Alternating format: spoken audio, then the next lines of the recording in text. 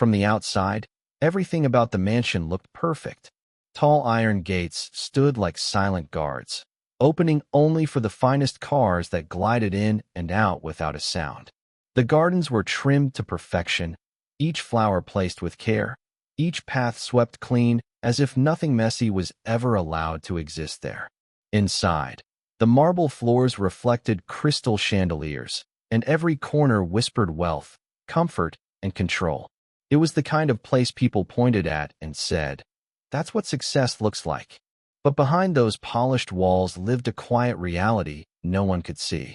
In the largest room on the second floor, where sunlight poured through wide glass windows every morning, there was a child who had never known what it felt like to run, to stumble, or even to stand on his own 2 feet.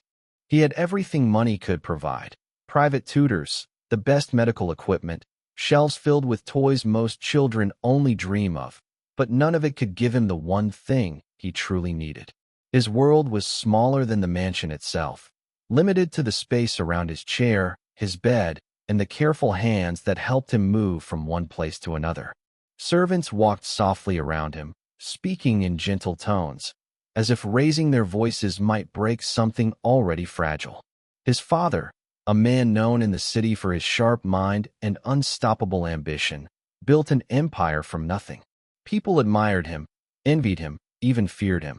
They said he could solve any problem, close any deal, turn any loss into profit. Yet when it came to his son, he was just a father standing helplessly in a room filled with answers that never worked. He brought in specialists from around the world, men and women with impressive titles and confident voices. They studied reports, ran tests, and spoke in complicated terms that sounded like hope at first. But each visit ended the same way, with polite smiles, careful words, and promises that faded as soon as they left the gate.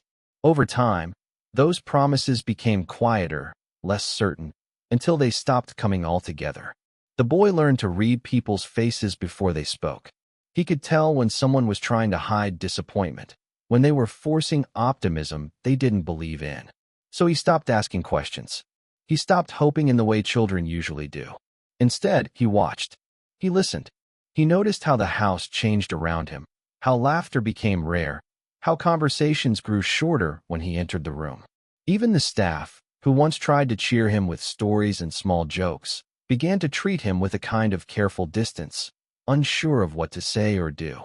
The mansion remained beautiful, untouched by time or trouble on the outside, but inside, it carried a quiet heaviness that no decoration could hide. Every hallway echoed with something unspoken. Every room held a reminder that despite all the wealth, all the influence, there was a problem no one had been able to fix. The boy's condition wasn't just a medical issue. It became a presence in the house, shaping routines, changing moods, setting limits no one dared to challenge anymore. His father spent longer hours away, burying himself in work, as if success in business could somehow balance the failure he felt at home. And when he did return, he stood by his son's side with a forced strength, offering encouragement that sounded more like a promise to himself than to the child. The boy would look up at him, quiet and still, understanding more than anyone realized, knowing that in a house where everything seemed possible, there was one reality they could not escape. In a house where everything was designed to move smoothly, there was one life that never moved at all.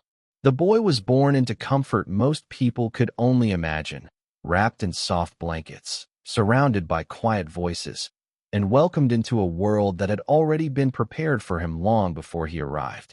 His room was filled with warmth, gentle light, and every detail carefully chosen to ensure his happiness.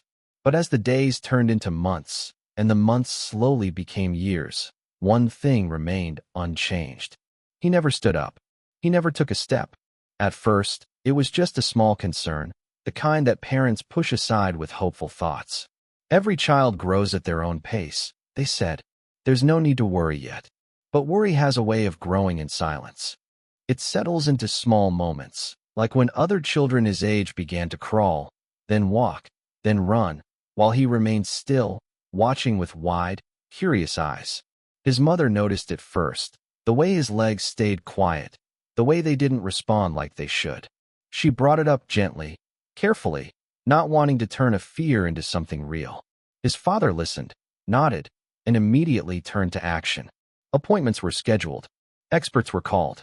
The best doctors were invited into their home, each one arriving with confidence, each one leaving with less of it. They ran tests that took hours, sometimes days. Machines hummed, screens flickered, and papers filled with numbers and notes piled up. Every result seemed to circle around the same answer without ever saying it clearly. Something wasn't right. Something deeper than what money or effort could easily fix.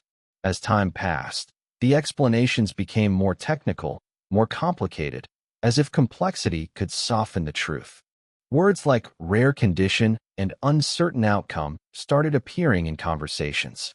His parents held on to every possibility, every small chance that someone, somewhere, would find a solution.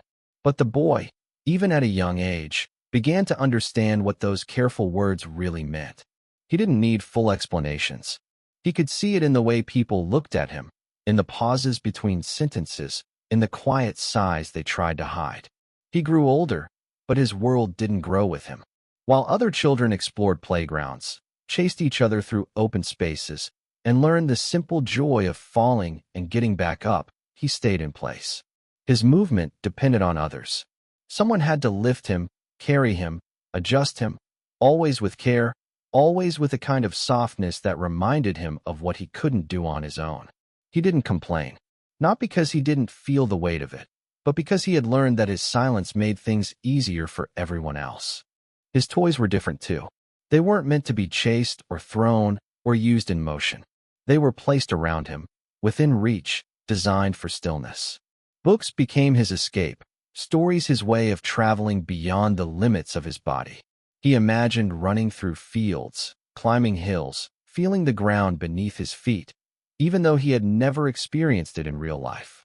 Sometimes he would watch videos of children playing, not with envy, but with a quiet curiosity, as if he were observing a world that existed somewhere far away. The house adjusted to him in every way possible. Ramps replaced stairs in certain areas. Furniture was arranged to create space, to make movement easier for those who helped him. Everything was done to ensure his comfort, his safety, his care.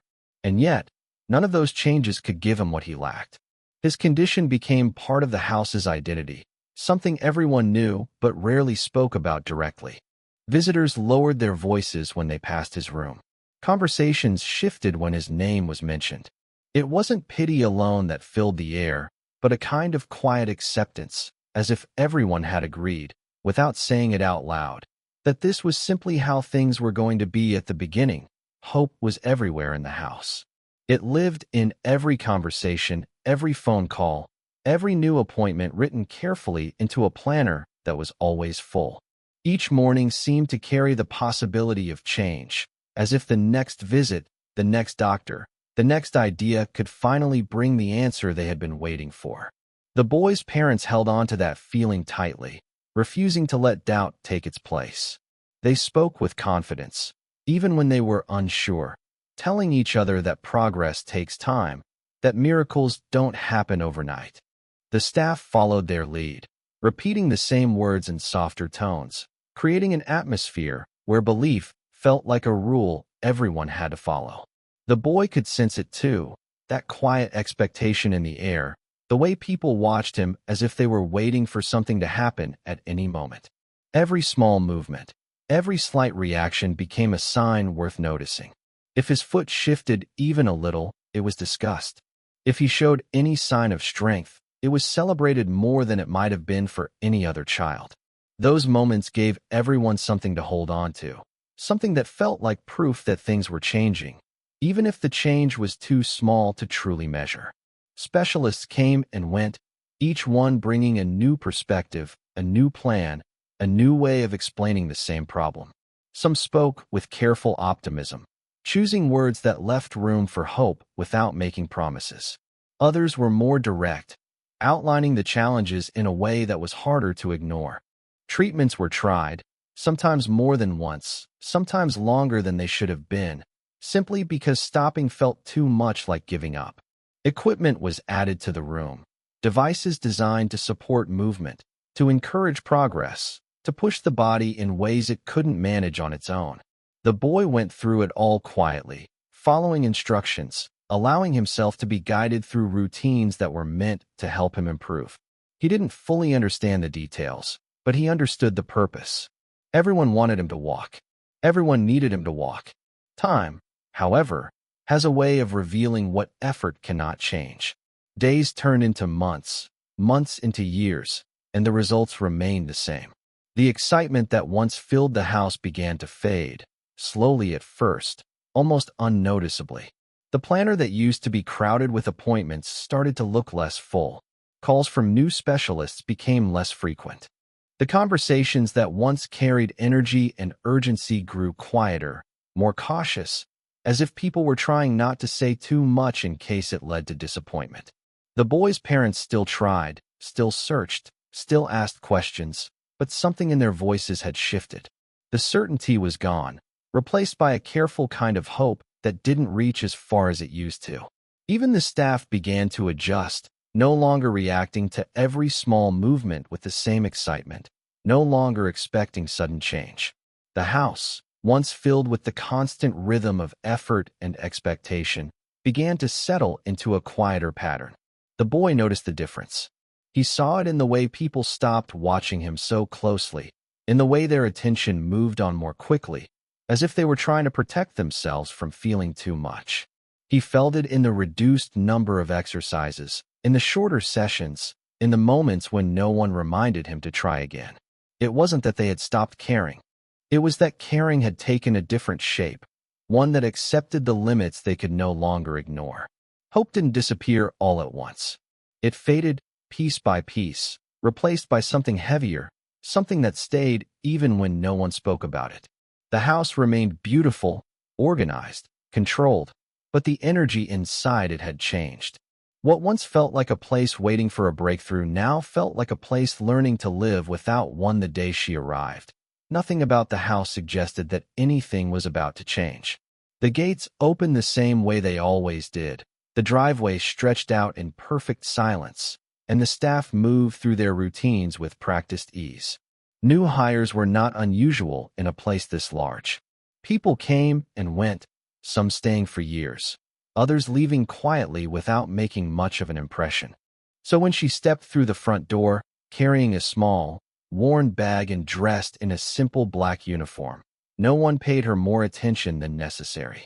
She wasn't introduced with importance or curiosity. She was simply told where to go, what to do, and how things worked. The house had its own rhythm, and anyone new was expected to learn it quickly. She listened more than she spoke, nodding as instructions were given, her eyes taking in every detail around her. There was nothing remarkable about her appearance at first glance. She looked like someone who had come to do her job and nothing more.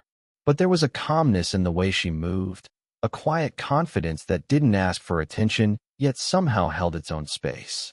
She didn't rush, didn't hesitate, didn't seem overwhelmed by the size of the place or the expectations that came with it.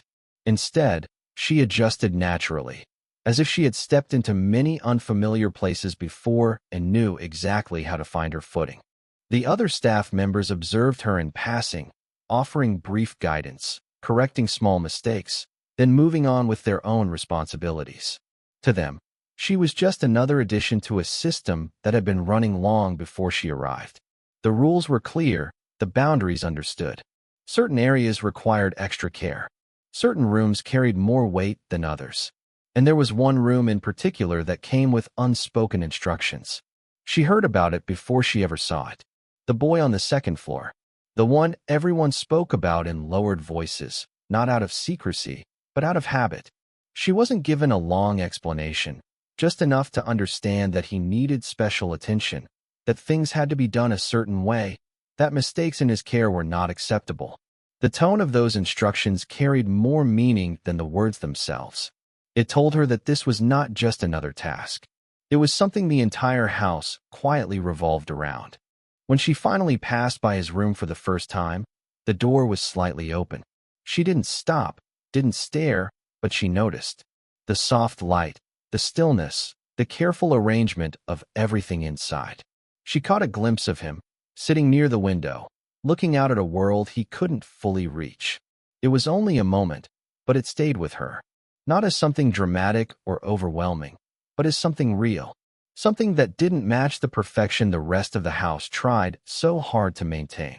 As the day continued, she followed her assigned duties, moving from one room to another, learning where things belonged, understanding how everything was expected to be handled. Yet there was a subtle difference in the way she approached her work. She didn't just follow instructions. She paid attention to the details, to the people, to the small things others no longer noticed because they had become routine. She listened to conversations without interrupting, picking up on what was said and what was left unsaid. She noticed the pauses, the changes in tone, the way certain topics were avoided or quickly redirected. It didn't take long for her to understand that this house, despite its order and discipline, carried something unspoken within it, a kind of quiet weight that no one addressed directly. By the time the evening approached, she had already learned more than most new arrivals would in days. Not because anyone had explained it all to her, but because she observed with intention. The boy's presence, though limited to one part of the house, seemed to reach everywhere. It influenced how people spoke, how they moved, how they reacted to even the smallest things. And while others had grown used to it, adjusting their behavior over time, she saw it with fresh eyes. To her, it wasn't just part of the routine. It was something that stood out, something that didn't blend into the background no matter how much the house tried to carry on as if everything was normal for a long time. Nothing truly unexpected had happened in the house. Everything followed a pattern, steady and predictable, as if each day had already been written before it began. People knew where to be, what to say, how to act. Even the boy's condition, once surrounded by urgency and constant attention, had settled into a routine that no longer surprised anyone. So when that moment came, it didn't arrive with noise or warning. It didn't announce itself in a way that made people stop and prepare. It appeared quietly, almost like any other ordinary moment, which made what followed even harder to understand. She had been working in the house long enough to learn its rhythm, but not so long that she had stopped noticing the things others ignored. That afternoon, the air felt no different than usual. The halls were calm, the staff moved through their tasks, and the boy was in his usual place, near the window where he often spent his time.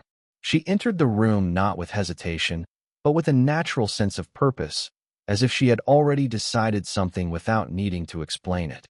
There was no formal instruction guiding her actions in that moment, no one standing beside her telling her what to do.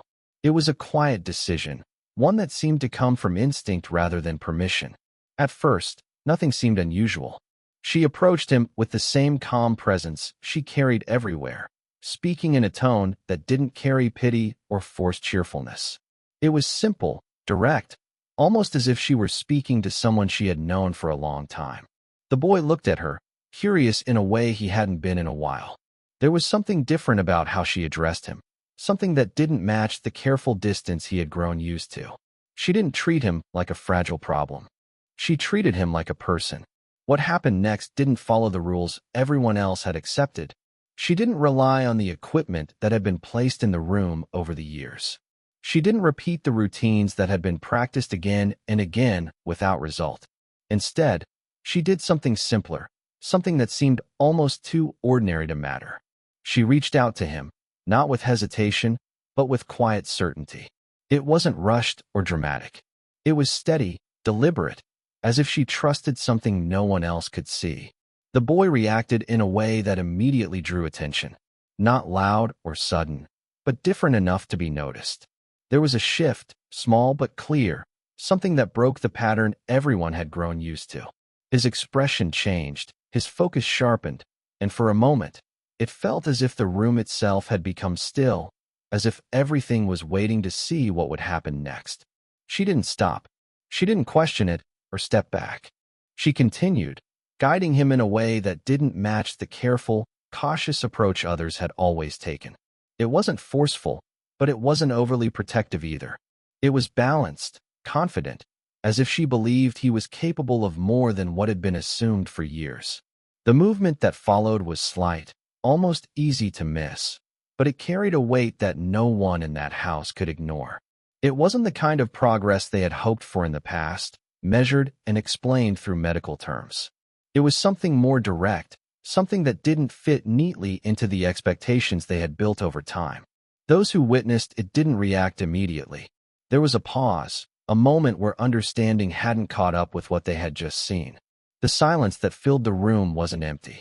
It was full of disbelief, confusion, and a growing realization that something had just happened that didn't follow the rules they had come to accept. She remained calm through it all, not celebrating, not drawing attention to herself, as if what she had done didn't seem extraordinary to her. But to everyone else, it was anything but ordinary. It challenged everything they thought they knew, everything they had been told, everything they had slowly come to believe over the years. News of what happened didn't spread through the house in a loud or chaotic way. It moved quietly, carried in hushed voices and careful retellings, as if people were unsure whether saying it out loud too clearly might somehow make it less real. At first, those who hadn't seen it for themselves struggled to understand. The words sounded simple, almost ordinary, but the meaning behind them didn't fit into anything they had accepted before. A small movement, a shift, a response that had never happened in all the years before. It didn't match the history of failed attempts or the long record of disappointment that had shaped the house for so long. So people questioned it, not out of doubt toward each other, but because it challenged something deeper. It forced them to reconsider what they thought was possible. The boys' room, once a place of quiet routine, became a point of focus again. Not in the same way as before, when specialists came and went with structured plans and measured expectations, but in a more uncertain, more personal way. The staff found reasons to pass by more often, their movements slower, their attention sharper. They weren't just performing duties anymore. They were watching, waiting, trying to understand if what had happened was a single moment or the beginning of something more. The boy himself felt the difference immediately. The air around him had changed. The careful distance people once kept had been replaced by a kind of quiet anticipation. But more than that, something within him had shifted. It wasn't sudden confidence or overwhelming excitement. It was subtler than that. A sense of awareness, of connection to something he hadn't experienced before. For years, his body had felt like something separate, something that didn't respond no matter how much effort was applied. Now, even the smallest change carried meaning. It gave him something new to focus on, something that didn't feel imagined or borrowed from stories, but real in a way he could sense for himself. His father returned that evening to a house that felt different the moment he stepped inside. He couldn't explain it right away, but he noticed it in the way people greeted him, in the slight hesitation before they spoke, in the way their eyes seemed to carry something they weren't sure how to express. When he was told what had happened, he didn't react immediately. He listened, asked questions, tried to piece together the details in a way that made sense to him. He had heard hopeful words before, had seen moments that seemed promising only to fade with time. So he approached it carefully, holding back the kind of reaction that had once come easily. But when he stood in his son's room and saw the change for himself, even in its smallest form, something in his expression shifted. It wasn't relief, not yet. It wasn't certainty either. It was something in between, something cautious but undeniable. The kind of feeling that doesn't fully reveal itself but refuses to be ignored. The woman who had caused this change didn't present herself as someone extraordinary. She continued her work the same way she had before, moving through the house with quiet focus, not seeking attention or recognition. When asked about what she had done, her answers were simple, almost too simple for what people expected. She didn't speak in complicated explanations or claim to understand everything that had happened. She only described what she saw, what she felt, and what she believed was possible. To some, her calmness made the moment even more difficult to process. They were used to solutions that came with detailed reasoning, structured methods, clear explanations. What she offered didn't follow that pattern. It existed outside of it, in a space that felt less controlled, less predictable. And yet, it was the only thing that had created a visible change after years of effort. The house, once shaped by quiet acceptance, began to shift again, not back to the desperate urgency of the past, but into something more uncertain, more open. People started to question what they had settled into believing. They looked at the boy differently, not just with care, but with renewed attention, as if trying to see beyond what had always been there. And while no one could say exactly what would happen next, or how far this change would go, one thing had already become clear. The limits they had accepted for so long were no longer as fixed as they once seemed.